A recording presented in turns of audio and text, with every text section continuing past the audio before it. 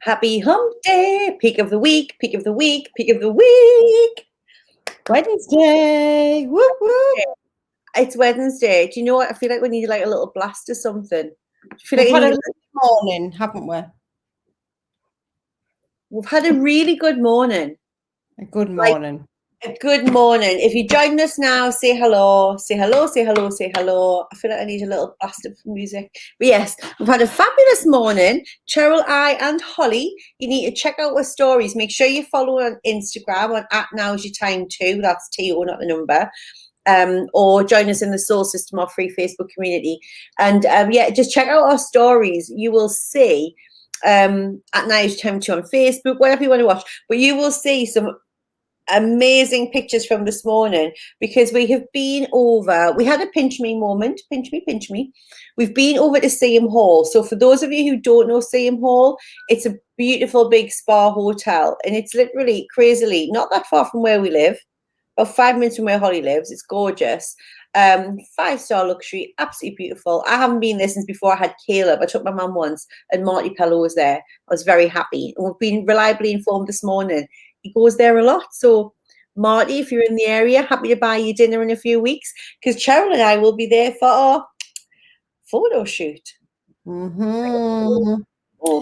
So, yes, and because we've booked a room for the photo shoot, obviously it'd be rude not to go and stay over and use the spa facilities. So we're very excited for that.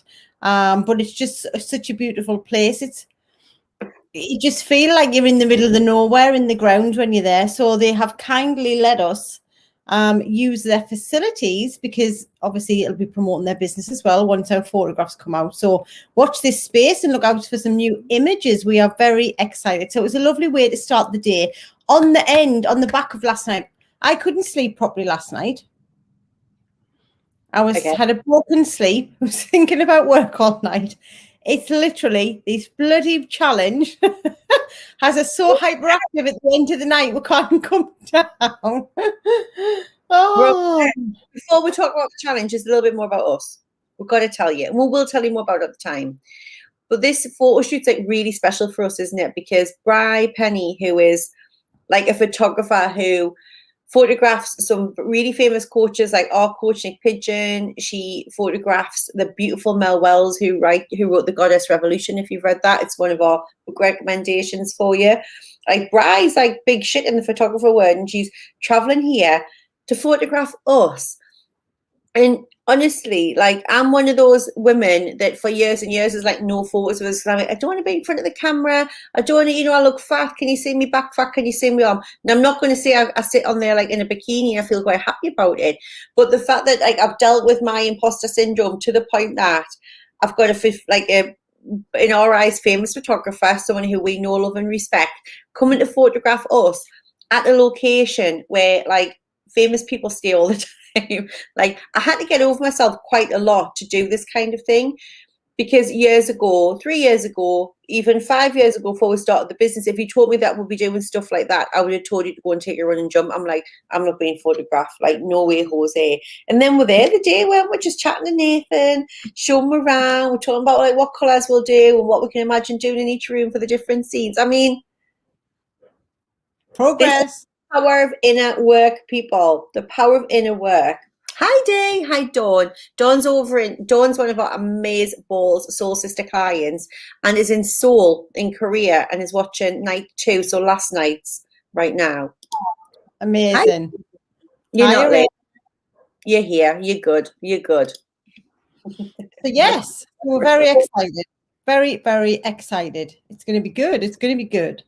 And this is what we were talking to the girls about last night, wasn't it? Because it was all about like, how do you really ditch self-doubt? Last night there was a lot about how you use your mindset in order to ditch the self-doubt. And we talked about 3 super important strategies, peppered with a load of truth bombs as we went through the night.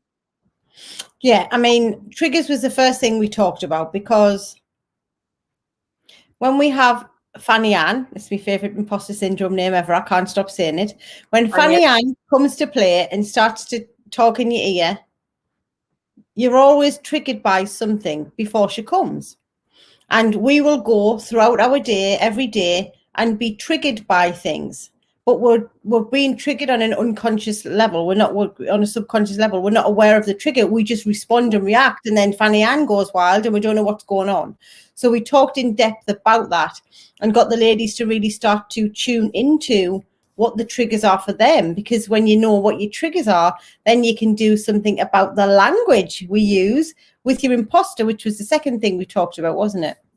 Yeah, and language is so important. I mean, Crikey Moses, Cheryl, as you know, is an NLP master practitioner, like neuro linguistic program. You know how your words create your programs, like in your mind. So last night we went deep, deep, deep, deep on this language that we're using. And one of the things that we said is like, you're always affirming something. So even when, when people say to me, like, do affirmations work? Well, you're always affirming something. It's just normally that you're affirming the fact that I'm too fat, I'm too old, I'm not qualified enough. I'm not pretty enough. I'm not as good as the other mums. I'm not good at presenting. I can't talk in front of people. Yeah, that's an affirmation. It's just negative. You're affirming something that you don't want usually. So we were showing the women in that, hundreds of them on the call last night. How do you flip that? Because your words are powerful. They create your world. They create your experience to a large extent because of what you're telling yourself. And it doesn't have to be verbalized. It's also the words that you're saying in here, those thoughts that you're having, yeah? So we were talking about different strategies of how you kind of find them and become conscious of them so that you can start flipping them, reframing them, creating words to create a different experience for yourself. And just before we move on to the third point, it was like we use words all of the time, like all and everything and everyone and no one. Like that's the language we use. Nobody thinks I am. Everybody thinks I am. I don't know anything. Like we use these words just blah de blah throughout the day, just flip off our tongue or in our minds. But like what that is creating is the beliefs. It's just adding fire to the beliefs that we've got that aren't serving us when we're telling ourselves that nobody thinks I know what I'm doing. We're telling ourselves that no one in the whole wide world, including ourselves, doesn't think we know what we're doing. And we just use it flippantly all of the time. And it's just so powerful because your subconscious mind's just going, all right, okay, nobody in the whole wide world knows what you're doing. Got it right. Yeah. Ain't going to make you feel confident. So we're really starting to tune in, won't we, on some of the language that we're using, because we have to get really clear about it. Yes, and then we moved on to experience. How you experience the experience is everything. We all have life experiences, the ups and downs, the peaks, the floors, the light, the shade, all of us, and will continue to do so. And I think one of the light bulb mic drop moments, wasn't it, was like, you get to choose how you respond to these life events that we go, the light and the shade. It's up to us. It's our decision. We choose how we experience the experience. So we went in much deeper into that and shared some of our personal examples of things that we'd thrived through rather than survived through, but it's surviving and then thriving, and really started to get into detail on some of the points around. And another truth bomb was like, that went down, wasn't it, Donna? Was like, you're not your thoughts. People like, say what? Say what? Your thoughts, honestly. If that's the only thing you take away from this conversation, like, you are not your thoughts. Last night was a huge revelation. Who is this? Sorry, it's not going to be named. We give so much credence to the words others say to us and don't realize the power of words that we say to ourselves. Hashtag aha. So true. If you're on, say hi as well, guys. I know somebody here from last night, which is amazing. Yeah, you're not your thoughts. Like, your thought isn't you. You're the person, you're the thing, the spiritual being, the entity, the energy that observes that thought and feels like shit because of it. Like, you're the one that's aware of that. Yeah. And I know that's like a big concept, but it's just, if you can get your head around that you're not your thoughts, something comes in your head going, well, this is horrendous. This is awful news. Oh, hi, Kat. Oh, thank you. Don't say Kat again. We love hearing from you, Kat. Like, it's amazing. Once you get that, you something drops in going, someone's sick, God, this is awful, or I'm getting divorced, or this is shit, or fuck, I'm going to get made redundant, like this is horrific. Like, you're not that thought. But what happens is you don't catch it. You go, when you get made redundant again, oh Jesus, then you get the sinking feeling in your stomach, and then you're in it, and then you attach yourself to it, and that becomes your story. But at any point you can go, that thought does not make me feel good. Like, it doesn't make me feel good. And you can do something to change your thought and say, right, okay, so what do I want to do about it? How do I want to respond to this? Which is where you then choose again. Like, what would make me feel good right now? Do I want to talk it out to somebody, or do I want to go and eat like a bag of Maltesers? Like, what do I want to do about this? Like, I get to choose in this moment. You've always got these choices every single day, in every single scenario, in every single thought. You know, if Caleb's pissing me off, like, some days do I just lose me shit and go, for God's sake, just get your football stuff on and get out of the house, we're going to be late again. Of course I do, like, we're human. But some days I catch the thought that goes, Jesus Christ, we're going to be late again. I go, that's okay. Nobody died. What do I want to do? Right, get your stuff. What can you do differently tomorrow to make sure that we're out of the house on time? And it just stops you straight away going into the emotion of the reaction, just rah, and just gives you, like, you know, taking a minute. Hi, Dawn. I've already had an aha around triggers of what people at work say about my direct reports and work ethic is a direct reflection of me. So not true, Nelly. Yeah. Love that. And we're going to be talking more about those kind of examples tonight, Dawn. You're going to love it. You're going to love it, about judgment and how, yeah, that kind of can trigger us. And that's a great idea, though, isn't it? About like the story, because that's what we were talking about, is we create these stories in our own minds. We have a trigger. When we get triggered, we then react. We don't stop. We don't think, and we don't choose a different thought. We then react. We respond in anger, frustration, pissed offness, upset, sad, like whatever it is. And then the story goes crazy. And like before we know it, we've just imagined this whole fiction movie that is not based on anything in reality. We have no evidence to back it up, but we'll get so far down the road in it, we forget to come out of it and then catch it. But it's okay if you get in it. This is the good thing. When you do get in it, like Donna just said, we might scream and shout and go, for God's sake, and then you realize you're in it.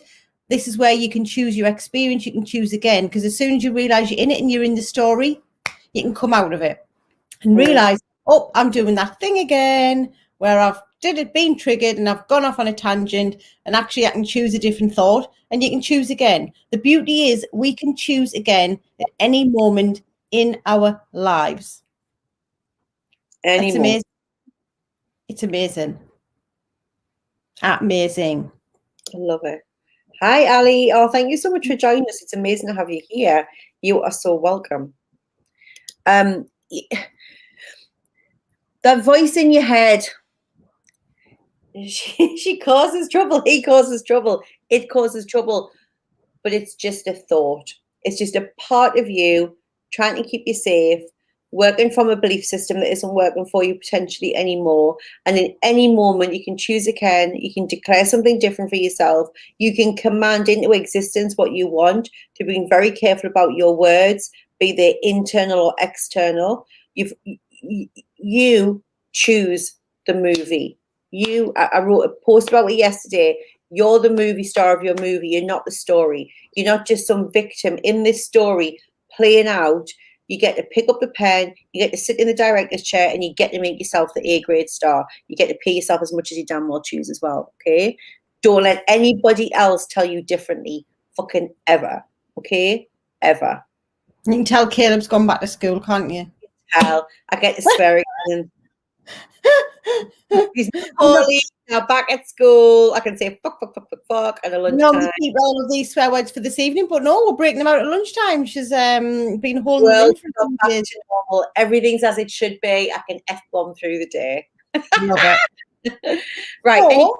Anything you want to ask us before we bob off? Exactly. While you've got us, any questions? So we've got day 3 this evening, where we have 3 more teaching points. If you haven't signed up for Self-Doubt to All Out, and you are thinking, oh my goodness, what is going on? Why haven't I done this? Fear not. Oh, you popped it in. I was just looking for the link. Fear not. Fear not, fear not, fear not. You can still sign up. You can still join the challenge. You can watch back the last 2 nights. You can get joined in for tonight because we've still got 3 more nights to go. 3 more nights to go. Can't believe it. We're going to chop off our heads. I'm just going to chop off our heads. Hi, Dee.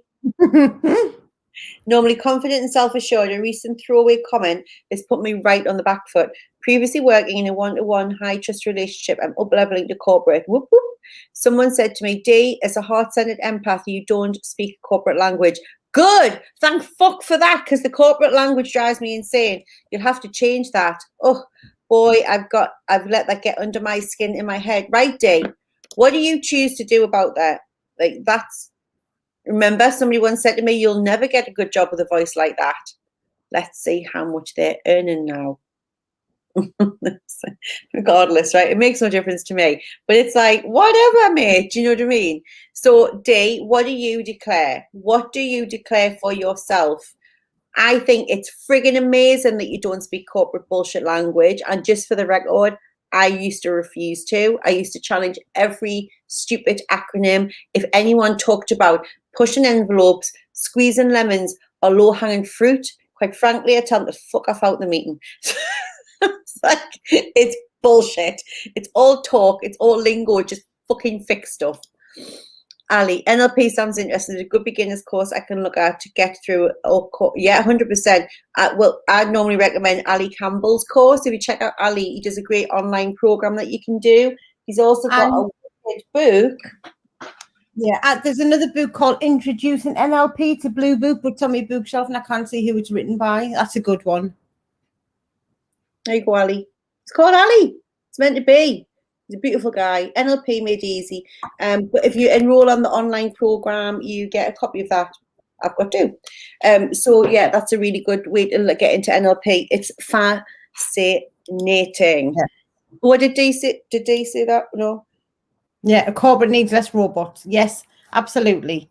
Dee, what are you doing? Keep it real. Bring on the keep it real. Yes, give us your reason before we sign out. What's your declaration? I am what? I am unique. I am different. Come on, Dee. I love my language, and it wasn't my worry, but it is now. Only if you decide it is. What do you decide? Yeah, it's your worry. So we look at the beginning of that. So go on. Just I love my language, and just end the sentence there.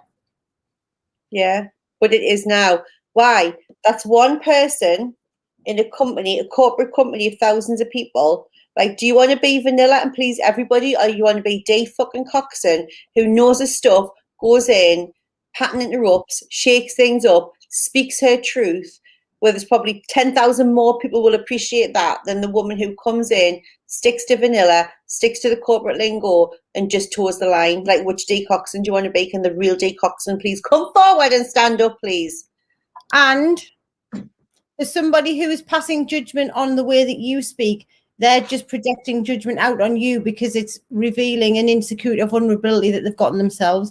So whoever it was that said that is basically projecting their stuff onto you, and you've chosen to take it on. So choose to let them deal with their stuff, and then you just sit in your own real you and stand in your power. Bullshit-free zone, Dee.